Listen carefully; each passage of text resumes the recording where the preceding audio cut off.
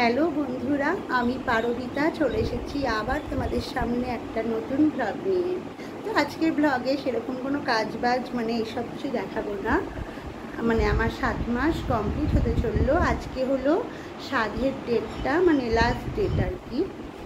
এই 7 মাস আমারও শেষের দিকে 8 মাসে পড়বো একদম, আর খুব কম টাইম, 3-4 দিন পরই 8 মাসে পড়বো।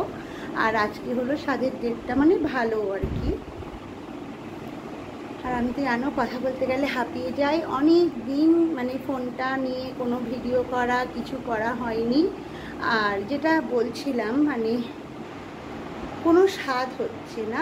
স্বাদ বলতে যেটা শ্বশুরবাড়ি থেকে দেওয়া হয়, একটু প্রবলেম আছে, সেটা তোমাদের সাথে আমি সব কিছু সোশ্যাল মিডিয়াতে প্রকাশ করতে পারবো না। আমার শাশুড়ি সাথ দিতে পারবে না, ধরো একটা অসুবিধার জন্য। আর একটা করতে গেলেও বাড়িতে কিছু লোকের প্রয়োজন হয়, সেই লোকজনও আমাদের বাড়িতে ধরো একটু অভাবই আছে বলতে পারি। এখন কে কার বাড়িতে গিয়ে করবে বলো? আর আমি কোনো কাজ করতে পারি না, এত শরীর খারাপ, এত শরীর খারাপ। এই প্রেগনেন্সিটা হওয়ার পর থেকেই না আমি খুব একটার পর একটা হয়ই, যেটা হয়। প্রথম অবস্থায় প্রথম ছেলের বেলায় আমার কিন্তু কোনো অসুবিধা হয়নি।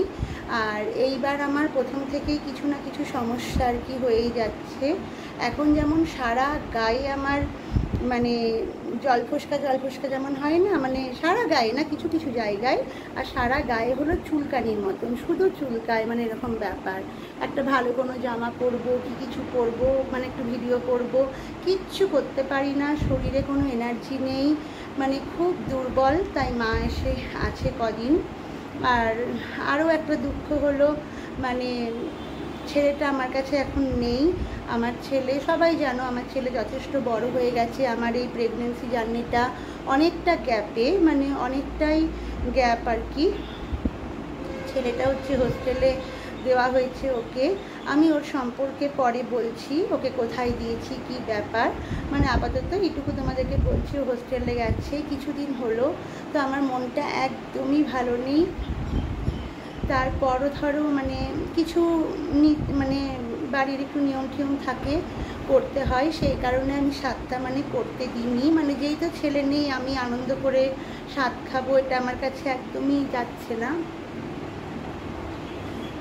তো যেটা বলছিলাম, আমি কোনো স্বাদের কোনো বাড়িতে রান্নাবান্না করা এইসব করতে দিইনি কাউকেই। কারণ আমার মাও অসুস্থ, আর আমার শাশুড়িও অনেক বয়স হয়ে গেছে, এসব আর পারবেও না। উনি এমনিও পারবে না, যেটা বললাম সব কিছু সোশ্যাল মিডিয়ায় আমি আনতে পারবো না। তাই আমাদের তো অনুকূল ঠাকুরের দীক্ষিত আমরা। তো কৃষ্ণনগরে অনুকূল ঠাকুরের একটা শিবির আছে, ওখান থেকে ভোগের প্রসাদটা আনানো হয়েছে। তো শুধু একটা নতুন শাড়ি ভাঙতে হয়। দেখো, কোনো ভালো শাড়িও পরিনি, জাস্ট একটা সুতির ছাপা সায়া ব্লাউজ, এগুলো নতুন করতে হয়, নয়তো আর নতুনটা ভাঙা যায় না। গত 7 মাস ধরে আমি কোনো নতুন ড্রেস ধরো ভাঙতে পারবো না, আমাদের এটাই নিয়ম। আজকেই নতুন বস্ত্র পরতে হয়।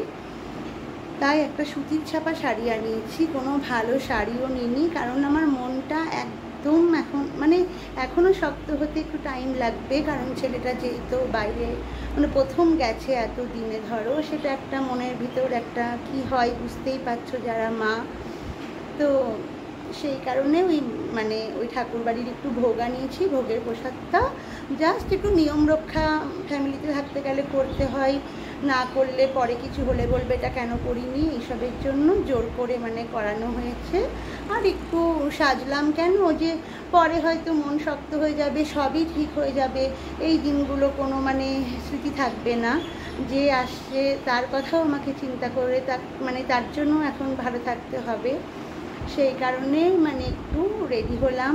তারপর অনেক দিন কোনো ভিডিও দিই না, চ্যানেলগুলো সব যাচ্ছে তাইভাবে বসে যাচ্ছে, বুঝতেই পারো, ভিউজ হয় না। ভিডিও তো পরপর দিতে হয়, একটা জায়গায় কাজ করতে গেলে যেটা নিয়ম, সেই নিয়মটা আমি একটাও পালন করছি না। সেই কারণে আমার চ্যানেলগুলো একদম বসে গেছে। তো সেই সব পরের চিন্তা, নিজের শরীর না চললে আর কিছুই ভালো লাগে না আসলে। তো ভাবলাম তার জন্য আজকে একটা ভিডিও করি। তো চলো, মা ওই ঘরে খাবারটা রেডি করেছে, ঠাকুরের ভোগ নিয়ে এসেছে, থালাই করে সাজিয়ে দিয়েছে, ওটাই খাবো। চলো দেখাচ্ছি। এখানে দেখো ঠাকুরের শিবির থেকে আর কি প্রসাদ এসে গেছে, মানে তোমাদের দাদাভাই প্রসাদটা নিয়ে এসেছে, একটা টাইম দিয়েছিল ওরা।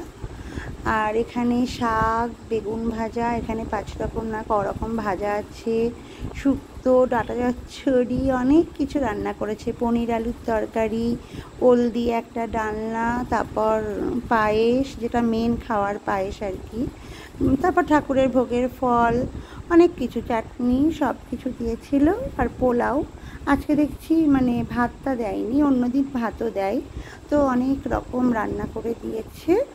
আর এগুলো এখন মানে খাবো আমি।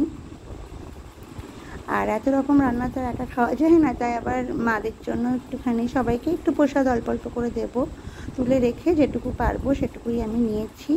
আর পোলাও খেতে কিন্তু আমার ভীষণ ভালো লাগে, তো মা আবার একটা কাঁসার থালা করে সাজিয়ে দিয়েছে। আজকে মানে 7 মাসের স্বাদ দেওয়া হলো, তো 7 মাসের স্বাদে তোমাদের দাদাভাই আমাকে কি গিফট করলো সেটাই দেখাবো। মানে আমার শ্বশুরবাড়ির স্বাদ যতই হোক না কেন, আমি যা গিফট পাই মানে সেটা আমার হাজব্যান্ডকে পূরণ করে যত সকাল লাগ, মানে শ্বশুরবাড়ির গিফটের কথা বলছি।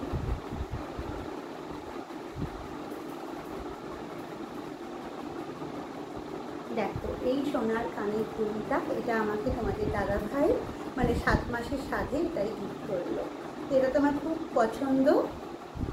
একটা খুলে দেখাচ্ছি, এটা কানে পরেই আমি খেলাম আর কি, আমার খাওয়া দাওয়া সেরে এইমাত্র মানে বসলাম, তো ভাবলাম একবারে ব্লগে দেখিয়ে দিই, কারণ এগুলো সব ঢুকে যাবে লকারে, কারণ এখন তো আমি একদমই মানে দাঁড়াও এটা উল্টো, এখন তো আমি সোনা গয়না কিচ্ছু মানে গায়ে দিয়ে রাখতেই পারি না।